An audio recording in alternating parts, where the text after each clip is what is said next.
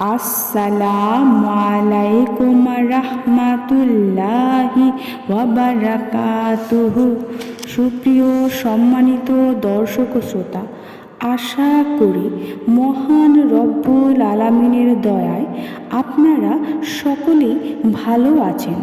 সম্মানিত দর্শক ও শ্রোতা, আজকে হজরত উমর রাদিয়াল্লাহু তাআলা আনহুর সময়ের সময় কবর থেকে এক যুবক উত্তর দিল, সেই ঘটনা বর্ণনা করব।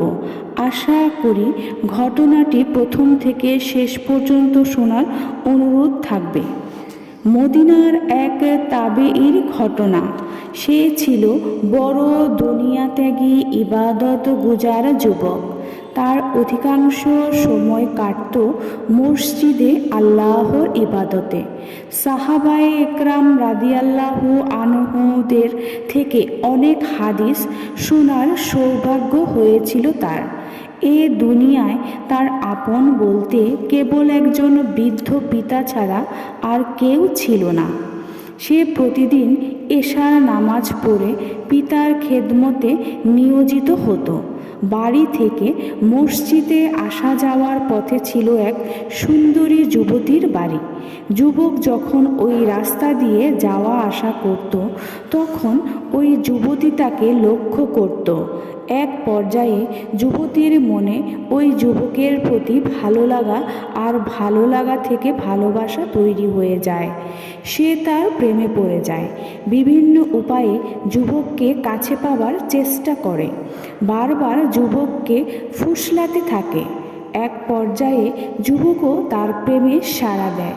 যুবক যখন ওই যুবতীর ঘরে প্রবেশ করতে যায়, ঠিক তখনই তার মনে পড়ে যায় আল্লাহ তাআলার ওই আয়াত।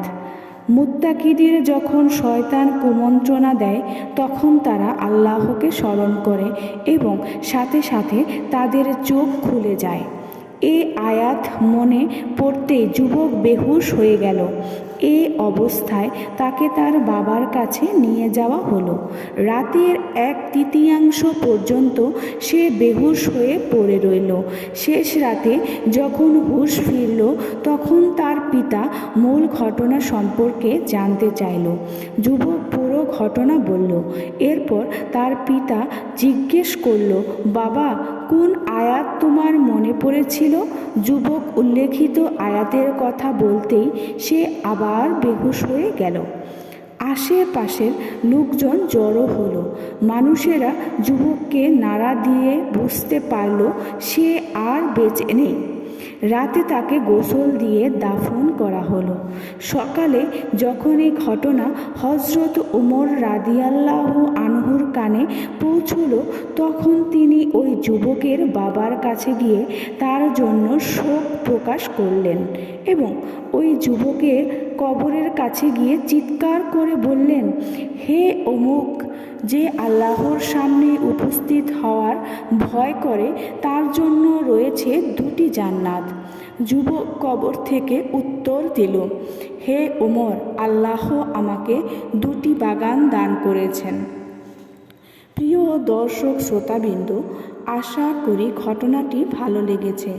ঘটনাটি যদি ভালো লেগে থাকে অবশ্যই চ্যানেলটি সাবস্ক্রাইব করবেন, লাইক করবেন, কমেন্ট করবেন এবং বেশি করে শেয়ার করে দিবেন।